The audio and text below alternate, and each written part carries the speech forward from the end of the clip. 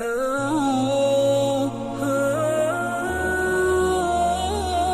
pernah mendengar kajian antum di YouTube tentang sekte Jamaah Tabligh, bahwa dalam kajian itu antum tidak merespon kesesatan sekte tersebut secara mutlak. Sementara saya membaca kitab Ustadz Yazid Abdul Qadir Jawaz yang berjudul Mulia dengan Manja Salaf.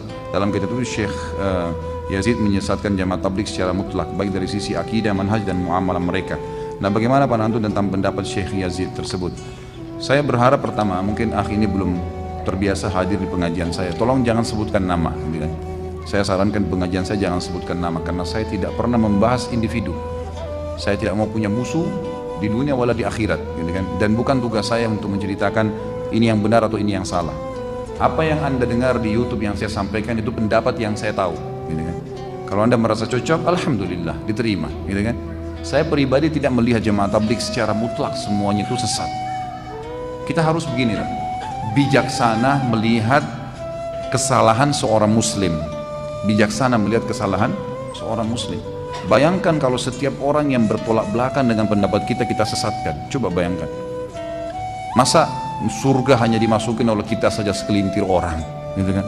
Kalau bahasa saya kadang-kadang sama teman-teman yang suka nyalain, saya tidak bicara tentang beliau. Beliau adalah seorang ulama yang sudah dikenal di Indonesia insya Allah. Tapi saya bicara global ya. Saya bicara secara global, tidak bicara tentang masalah Ustadz Yazidnya, tapi saya bicara secara global. Saya mengatakan kalau saya pribadi melihat setiap orang yang mengucapkan syahadat dan dia punya pemahaman yang keliru, maka kita harus melihat substansial kekeliruan itu, bukan semuanya, ya, bukan semuanya. Misal gini, bukankah hukum Allah yang pernah saya jelaskan? Jangan ditambah lagi nih, ya, cukup. Ini luar biasa nih, saya sudah bingung jawabnya nih, Masya Allah. Apalagi ini kayak sudah dirancang ini, Masya Allah, Tabarakallah. Sekalian ketemu nih hari Rabu gitu kan. Sampai kadang-kadang ada yang bilang sama saya, Ustadz ketemu di YouTube sudah sering, tapi ketemu langsung gak bisa, jadi sekalian nanya gitu. Jadi Allah subhanahu wa ta'ala mengajarkan kepada kita dalam metode agamanya untuk melihat substansial kesalahan orang. Bayangkan kalau satu kesalahan orang langsung Allah cabut urat sarafnya, matikan. Nggak ada yang hidup di antara kita nih. Ada yang hidup? Ada banyak sekali salah kita nih. Ada perempuan nggak pakai jilbab di luar sana, dosa dengan buka auratnya. Tapi pada saat dia sholat, dia tutup pakai mukena, lengkap, rukunnya terpenuhi, wudunya benar, hadap kiblat benar, ya kan, waktu betul, gerakan benar, semua benar. Sahkah sholatnya? Sah. Dia dosa dengan tidak pakai jilbabnya, tapi sah sholatnya. Artinya apa? Perhatikan, Allah mengajarkan kita menilai secara substansial, gitu kan? Kalau ada kesalahan seseorang, pasangan suami istri salah, kata Nabi SAW, tidak semestinya seorang mukmin laki-laki membenci istrinya semuanya. Karena kalau dia benci satu sifat, ada sifat yang lain. Memang begitu.